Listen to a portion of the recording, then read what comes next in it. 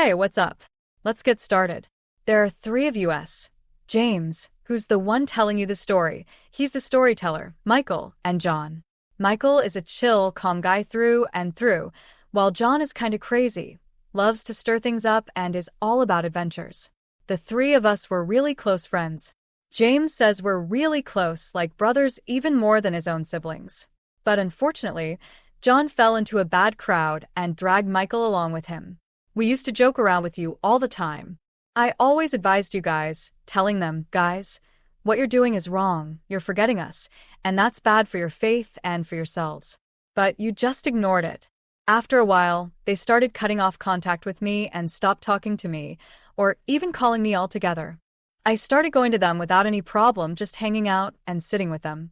I used to give them a lot of advice, but they never listened. In the end, I got fed up. I said, either you stop or I'm gonna tell on you. They just laughed at me, like, why? I wasn't gonna do anything.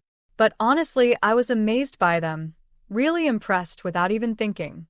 So, I grabbed my phone and took a picture of them without them noticing. Just the fact that I took the picture. I sent the video to their families, or rather to their father. This was the biggest mistake I've ever made in my life.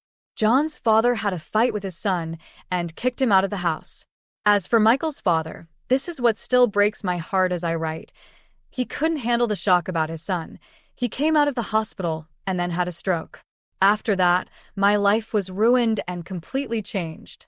They started threatening me and even beat me up. We had some really big problems. They kept telling me that I was the reason Michael's father ended up in the hospital, that I caused his hospitalization.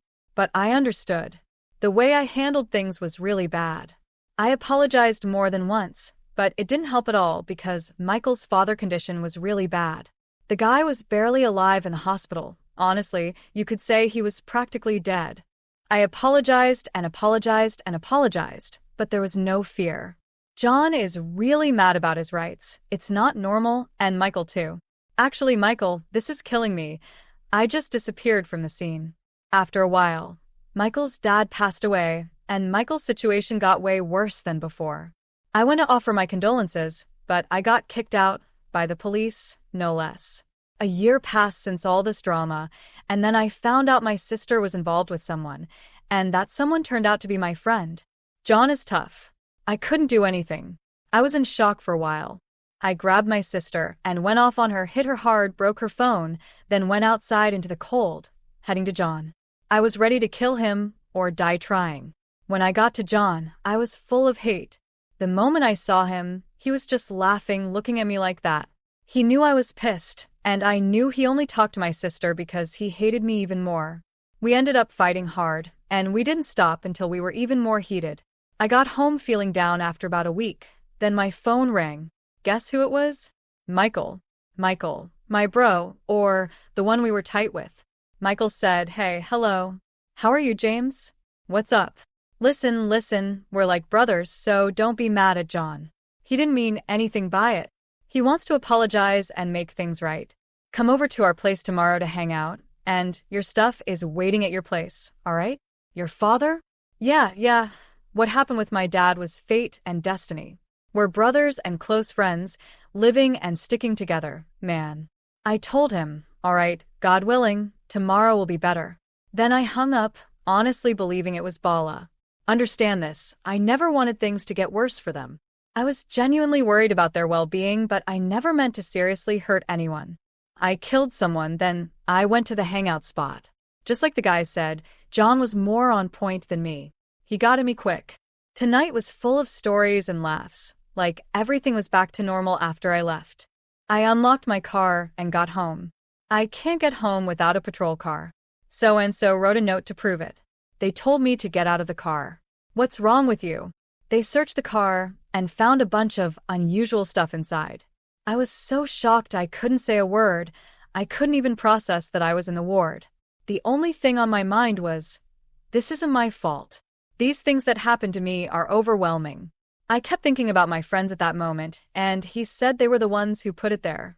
I thought, yeah, it's my friends. We have some issues between us.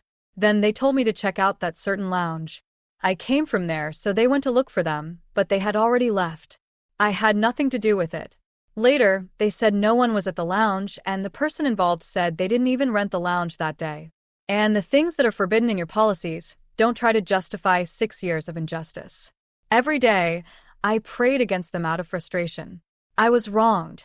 Everything that happened to me was grace. Then, after I went to prison for 2.5 years, another act of grace happened when my mom and little brother came to me and said, "Your friend John proposed for your sister," and my mom said, "Your sister has to get married. She's getting older. John's a good guy. There's no way he put those drugs in my car. How could you marry my sister? Impossible. What's happening?" My mom didn't believe me. Not even my brother believed me. I mean, on top of everything, I'm stuck in prison for nothing. It's all so unfair.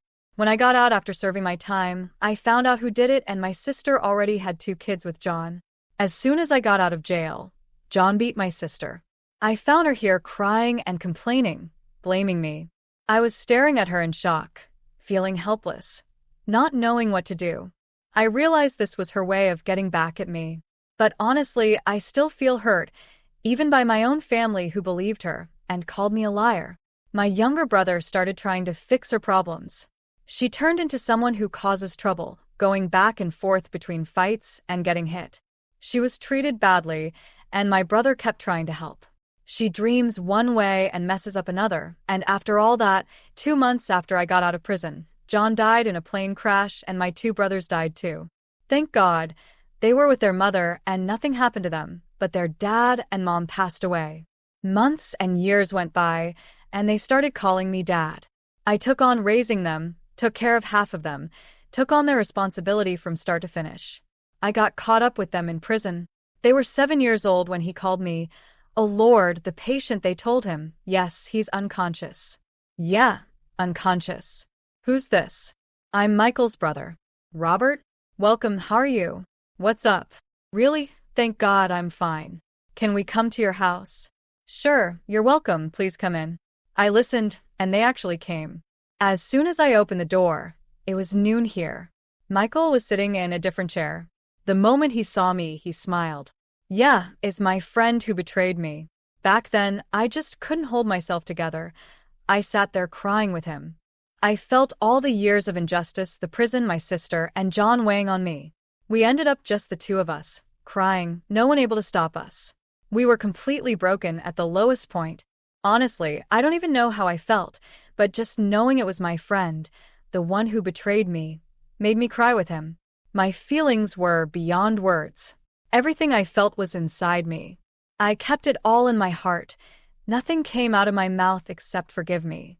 I kept saying it over and over, hoping you'd forgive me. "Forgive me. Forgive me." When you did, I felt both guilty and wronged at the same time. It was a strange feeling for me. I had this feeling deep in my blood that I caused his dad's death. But every time I remember the 6 years I spent in prison, I feel a strange kind of relief. It's a really weird feeling. I don't even know exactly what it is, and honestly, I can't really explain it. We were sitting outside for about an hour when Michael started talking to me, saying that success messed up the market because he was the one running things, and it was either shameful or overwhelming.